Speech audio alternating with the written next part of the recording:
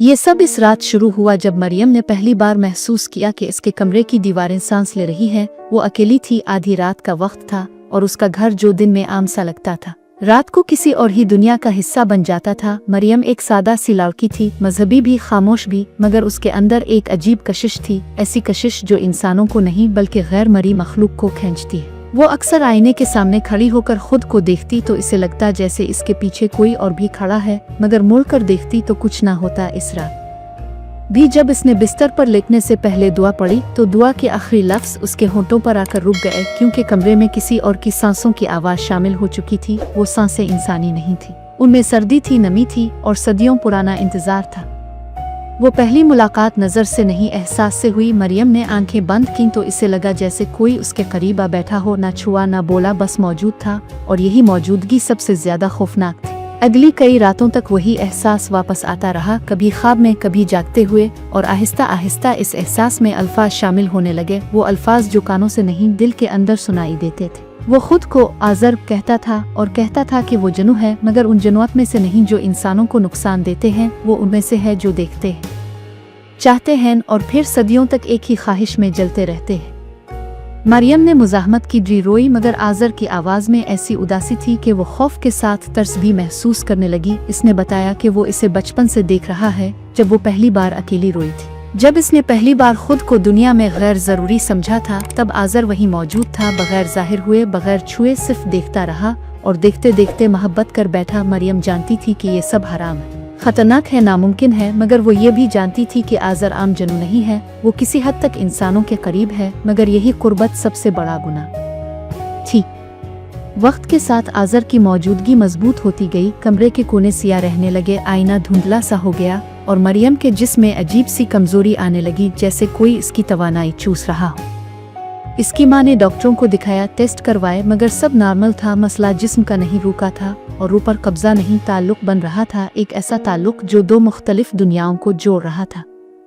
वो रात फैसला कुन थी जब आज़र ने पहली बार अपना असल वजूद जाहिर किया। वो मुकम्मल शक्ल में नहीं था, बस एक साए जैसा, आंखें सुर्ख नहीं बल्कि खाली थीं, जैसे किसी ने रूह निकाल ली हो। इसने कहा कि वो सिर्फ एक रात चाहता है, एक ऐसी रात जो दोनों जहानों के कवानीन तोड़ दे। मरियम ने इनकार किया, मगर आज़र ने सच बताया कि अब बहुत देर हो चुकी है, क्योंकि जो ताल्लुक बन चुका है वो सिर्फ छोड़ने से खत्म नहीं होता, और इसी रात वो हद टूट गई जिसके बाद वापसी मुमकिन नहीं रहती। इसके बाद मरियम की जिंदगी दो हिस्सों में बट गई, दिन इंसानों के साथ, रात आज़र के साए के साथ, और चंद हफ्तों बाद उसके जिस्म में वो तब्दीली आई जिसे वो समझ नहीं पाई, मगर आज़र समझ गया। इसने खामोशी से कहा, वो आ रहा है, और यही वो लम्हा था जहाँ खौफ ने मोहब्बत को निगल लिया, क्योंकि जनू और इंसान की औलाद कोई आम वजूद नहीं होती। वो ना इस दुनिया की होती है, ना इस दुनिया की, वो एक जिंदा दरार होती है, और दरार हमेशा खून मांगती है। जब मरियम ने अपने अंदर इस वजूद की हरकत महसूस की तो इसके ख्वाब बदल गए। अब वो ख्वाब नहीं देखती थी बल्कि मुस्तकबिल देखने लगी थी, जलते हुए घर, सिया आसमान और एक बच्चा जिसकी आंखें इंसान जैसी मगर साया जनूबी जैसा था। आज़र खुश था, मगर इस खुशी में खौफ छुपा हुआ था, क्योंकि वो जानता था कि जनवत की दुनिया इस औलाद को कबूल नहीं करेगी और इंसानों की दुनिया इसे जिंदा नहीं रहने देगी। आखिरी महीनों में मरियम का जिस्म कमजोर और साया गहरा होता गया। लोग कहते थे वो बीमार है, मगर असल बीमारी ये थी कि वो दो जहानों का बोझ उठा रही थी। और जिस रात दर्द शुरू हुआ, इस रात आसमान पर चांद नहीं था, हुआ रुकी हुई थी और घर के दरवाजे खुद ब खुद बंद होने लगे थे। आज़र ने कहा, अब जो पैदा होगा वो सब कुछ बदल देगा। और जैसे ही वो चीख उठी, कमरा अंधेरे में डूब गया, एक ऐसी चीख के साथ जो इंसानी नहीं थी। चीख खत्म होते ही कमरे में ऐसा सन्नाटा छा गया जैसे आवाज नाम की चीज कभी बनी ही ना हो। हुआ बिल्कुल रुक चुकी थी। दीवारों पर लगी घड़ी की सुइयां एक ही जगह जिमी रह गई और वक्त जैसे इसी लम्हे में कैद हो गया हो। मरियम की सांसें बेतरतीब थीं, मगर उसकी आंखें पूरी तरह खिली हुई थीं। वो दर्द में नहीं थी बल्कि किसी और ही कैफियत में जा चुकी थी। एक ऐसी कैफियत जहाँ इंसान और जनू की हद मिट जाती है, जहाँ जिस्म सिर्फ एक दरवाजा रह जाता है और जो पैदा होने वाला था वो दरवाजा नहीं बल्कि रास्ता था। आज़र कमरे के एक कोने में साकित खड़ा था। इसका साया दीवार पर अजीब जाविये बनाता जा रहा था, जैसे वो एक नहीं बल्कि कई वजूदों में बट रहा हो। जनवत की दुनिया में इस लम्हे शोर मच चुका था। ऐसी पैदाइश सदियों में एक बार होती है और हर बार उसके नताइज तबाही होते हैं।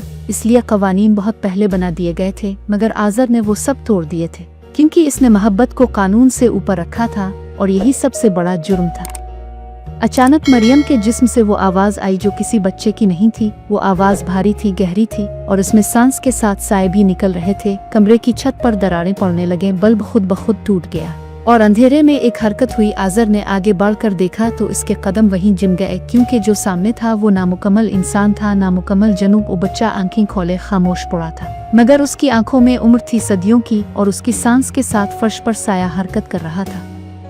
मरियम ने आहिस्ता से इस वजूद को देखा। इसके चेहरे पर मुस्कुराहट आई, मगर वो मुस्कुराहट माँ की खुशी नहीं थी, वो मुस्कुराहट किसी कुर्बानी की आखिरी अलामत थी, क्योंकि इसी लम्हे इसके जिस्म से जान निकलने लगी। आज़र ने इसे संभालना चाहा, मगर अब वो कुछ नहीं कर सकता था, वो सिर्फ देख सकता था, क्योंकि जिस मोहब्बत ने इसे ताकत दी थी, इसी मोहब्बत ने अब इससे सब कुछ छीन लिया था। मरियम की आंखें बंद हुईं तो कमरे का अंधेरा और गहरा हो गया, मगर बच्चा जिंदा था, मुकम्मल तौर पर होश में, और उसकी नज़र सीधी आज़र पर थी।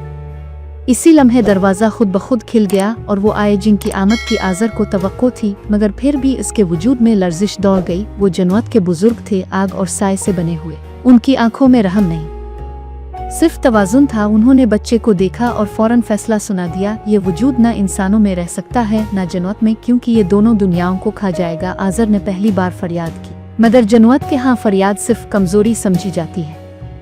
बुजुर्गों ने कहा कि इस बच्चे के जिंदा रहने की एक ही सूरत है कि इसे दोनों दुनियाओं से काट दिया जाए, ना इंसान इसे देख सके ना जनवत। वो एक जिंदा साया बन कर रहे और उसकी कीमत आज़र को अदा करनी होगी। आज़र ने बगैर सोचे सर झुका दिया, क्योंकि वो पहले ही सब कुछ हार चुका था। इसी लम्हे बच्चे के इर्द गिर्द साए लिपटने लगे, इसका जिस्म धुंधला होने लगा, मगर वो रोया नहीं, क्योंकि वो खौफ सीख कर नहीं आया था, वो खौफ लेकर आया था।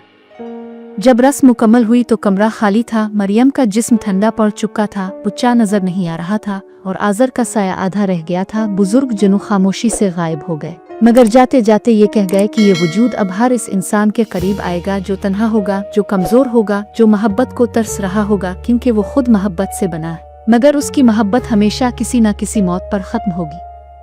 दिन गुजरते गए, मरियम की मौत को बीमारी कहकर दफना दिया गया, मगर कब्र के पास अजीब बातें होने लगे। लोग कहते थे कि रात को वहाँ एक बच्चे की हंसी सुनाई देती, मगर जब करीब जाते तो सीने में अजीब घुटन होने लगती, जैसे सांस किसी और के फेफड़ों में जा रही हो। आज़र का वजूद अब मुकम्मल जनू नहीं रहा था, वो एक बिखरा हुआ साया बन चुका था, जो कभी कब्र पर, कभी मरियम के कमरे में और कभी इस बच्चे के करीब महसूस होता था, जो नजर नहीं आता था मगर मौजूद था।